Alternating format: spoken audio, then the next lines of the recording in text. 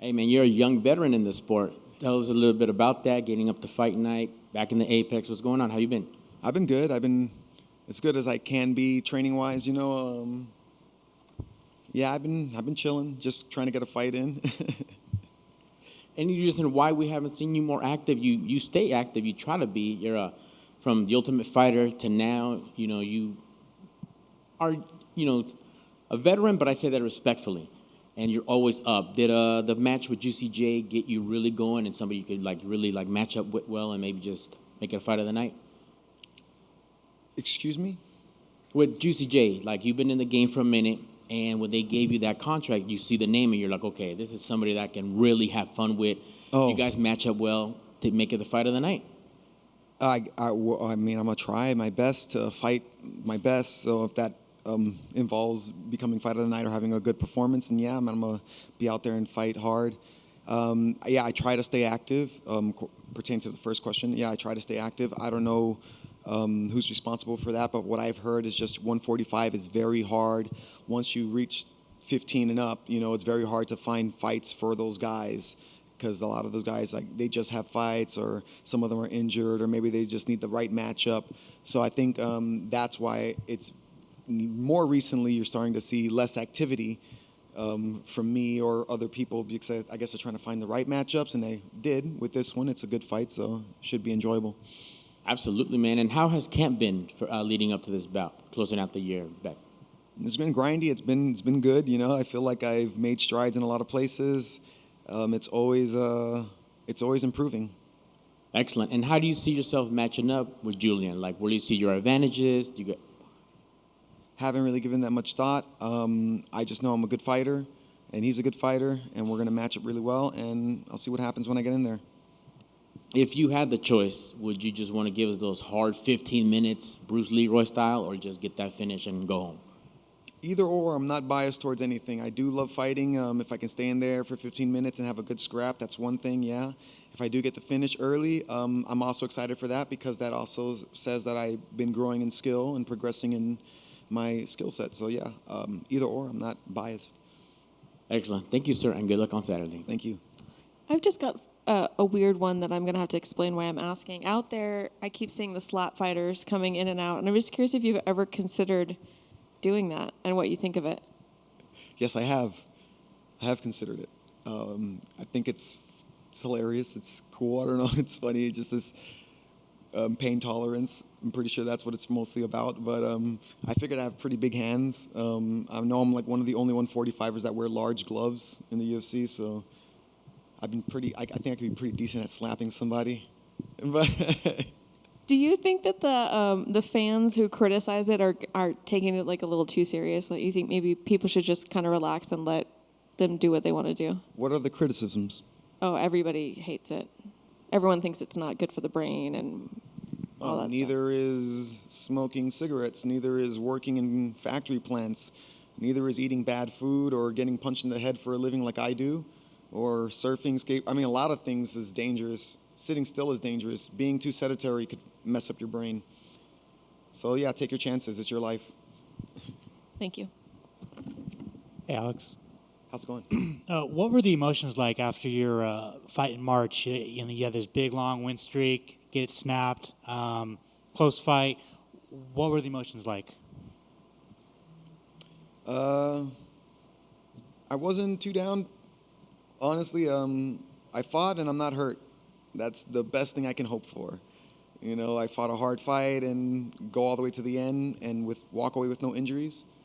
That's a pretty good day for me. And all throughout the year, you pop in at number 15, you get out of the rankings, you pop back in. Like, how does it feel to, finally get the recognition and be a top 15 fighter? I'm aware of it. I'm definitely excited for the new competition, for the heavier competition, and everything like that. But I don't watch the sport and I don't pay attention. I don't really care about anything but fighting. Sorry.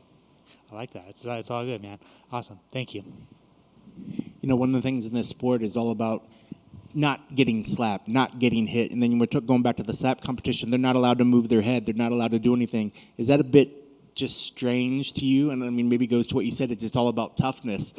But I mean, if somebody told you, Alex, in your next fight, you can't move your head, you just got to take every punch, that sounds a bit crazy, right? Well, yeah. I mean, I wouldn't normally fight like that. I'm not a brawler.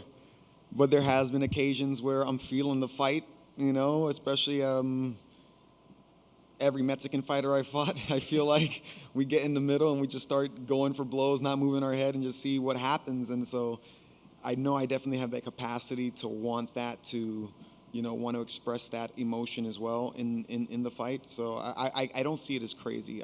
I know that people are capable of that or wanting to express themselves in such a way. So. I'm glad you mentioned, if you're feeling that, because something that I've always appreciated about your fight style is you could see the moments where you sort of get into that flow state that everybody says that they always want to try to reach when they're in a fight. What is the process that you take in your mind, or how do you set up yourself to enter into a flow state when you're in the fight? The flow state. Surrender.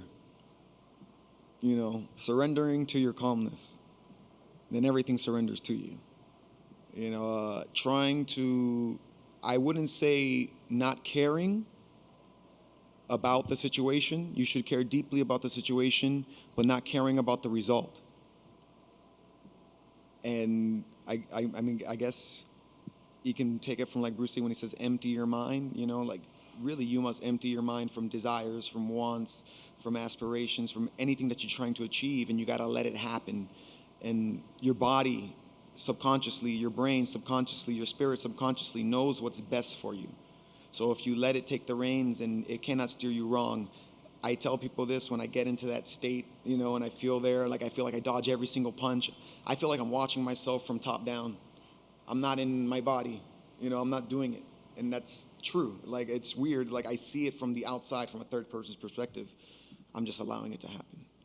So do you we also hear a lot of fighters talk about visualization for the fight. Do you play the fight out in advance? Like when you know that your opponent, have you already sort of visualized how this fight's going to play out?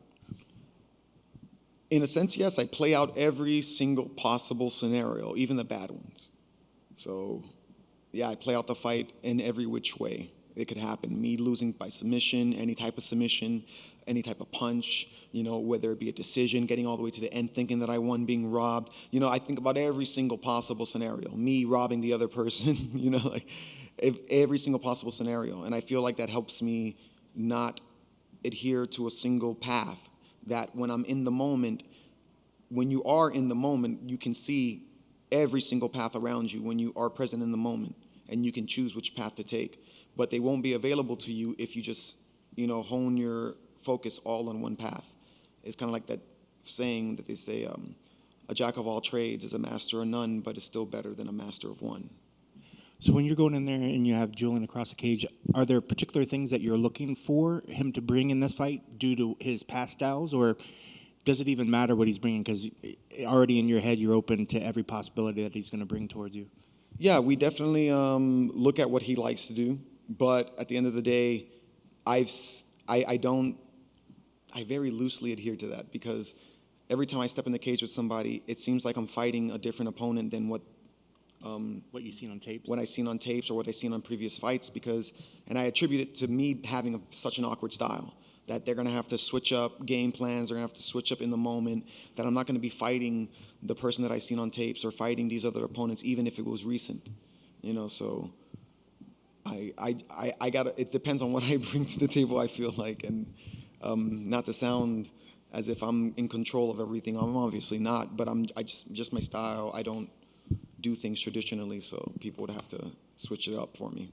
Well, I kind of brought that up with him. I asked him if, due to your style and sort of not awkward, but just different, coming at different angles, did he try to bring somebody into camp to try to emulate you? Is it possible for somebody to bring somebody to emulate you, or is your style so unique to that moment in time that somebody can't replicate? I honestly don't think people can replicate my style. I can't replicate my style. It's going to be different every time. I'm in what I forgot. One of my coaches used to say that I'm an in the moment fighter. So I know the techniques, I know the moves, but where I throw them from and when I do it, it's completely up to the situation. So it would be very difficult. I mean, there are tendencies that I have, like, okay, he's long, he likes to throw the jab a lot, he likes his check hook, he likes side kicks or whatever. You can take these things, and these things that I will throw more often than others. But when and why and how I'm throwing them would differentiate every time. So you're like a jazz musician when you get in there. You just like to improvise. Yeah. All right, and then last question for me. When it comes to Saturday, what do you need to do to make sure that you get your arm raised in victory? What are your keys to the victory? Fight hard. Nothing, very simple. Fight hard, don't get hit. I try to keep it as simple as possible. Same thing when people ask me, and this is just going off in a tangent real quick, but same thing a lot of people ask me, oh, Alex, do you worry about stances? If he's righty or lefty, does it make a difference to you? No, it doesn't make a difference to me. Keep it simple. The guy has 2 arms and 2 legs. He's trying to hit me with all 4 of those things. Stay away from those things, block those things, and counter those things, and then you'll be safe. I've never had a problem with different stances. His 2 arms, just don't get hit by those. Perfect and simple. I love it. Best of luck on Saturday. Thank you very much. One quick follow-up. I think you had 26 UFC fights. Is that correct? 26? I don't know, man. I think I counted that correctly. Okay. You fought legends, you fought people that aren't in the promotion anymore. If you could get one loss back, one rematch, who would it be? Well, I thought the Yahir fight was really fun. That'll be a great fight to do again. It was a very close fight. We have very similar styles, and it's a fight for fireworks. So that's a cool fight right there for me. That's awesome. Thanks, man. Thank you.